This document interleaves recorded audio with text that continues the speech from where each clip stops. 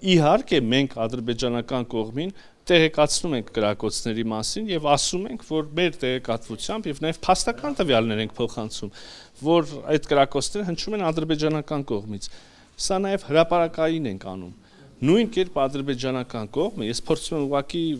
չեզոք եւ օբյեկտիվ ներկայացնել գործընթացը, նույն կերպ ադրբեջանական կողմը իրենց հրապարակային ուրեմն անդրադարձերով եւ նաեւ հանդիպումների ժամանակ ասում են, չէ, մենք չենք կրակում, դուք եք կրակում։ Եվ մենք էլ ասում ենք, թե դուք տվեք փաստական ուրեմն ապացույցներ եւ առաջարկում ենք ձևավորել համատեղ հետաքննող մեխանիզմ մասնագետների կողմից, որոնք կկարողանան ահազանգի դեպքում մոտենան կոնկրետ վայր եւ փորձեն, չգիտեմ, այդ հանգամանքները ուսումնասիրել։ Հիմա խոսակցություն ադրբեջանական կողմի հետ ունենք։ Որոշակի ըմբռնում էլ կա, անկեղծ ասած։ Ունենք այդ մեխանիզմը արդեն վերջնական ձևավորած, թե ոչ։ Ախր այս բոլորը, ինչի մասին խոսում ենք, հարցեր են, որտեղ որևէ մեկը ցավոք սրտի չի կարող միանշանակ ասել, որ վերջ պայմանավորված է, փոխըմբռնում կա, հասկանում ենք։ Միևնույն ժամանակ չեմ կարող ասել, որ ընդհանրապես մերժողական կեցված կա, ոչ մենք ենք ընդունում իրենց փաստարկները, ոչ իրենք են ընդունում մեր փաստարկները, ոչինչ չի արվում այս ուղղությամբ։ Ոչ, աշխատանք կա գետնի վրա։ Լիարժեք, վերջնական, բոլորից բավարարող դեռ ոչ։ Դուք ասացիք, որ սահմանադրության փոփոխության վերաբերյալ Հայաստանին մոտեցումը ներկայացնում է, Ադրբեջանը կարծես թե շարունակում է պնդել իր մտահոգությունները եւ ասացիք, որ շոշափելի առաջընթաց այդ առումով չկա։ Հիմա այս ֆոնին դուք նաեւ լավատեսություն հայտնեցիք մոտալուտ կարգավորման վերաբերյալ։ Այդ դեպքում այդ լավատեսությունը ինչ հիմքով եք դուք հայտնում, պարոն Միրզոյան։ Ես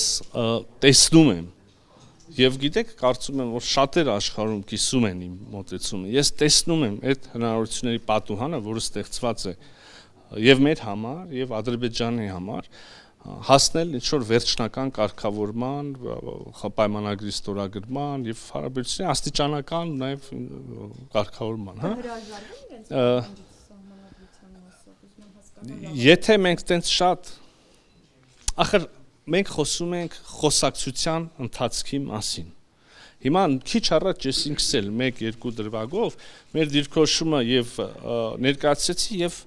ինչ որ առումով նաեւ խոսակցություն ունեցա իհարկե հերավար ադրբեջանական կողմի հետ։ Հիմա մարդիկ ասում են մենք կարծում ենք, որ ձեր սահմանության մեջ խնդիր կա։ Մենք ասում ենք, եւ սա կենթանի խոսակցություն է, հա, մենք ասում ենք Եթե ձեր մտահոգությունը տեղին է, անկեղծ է, ապա կա սա։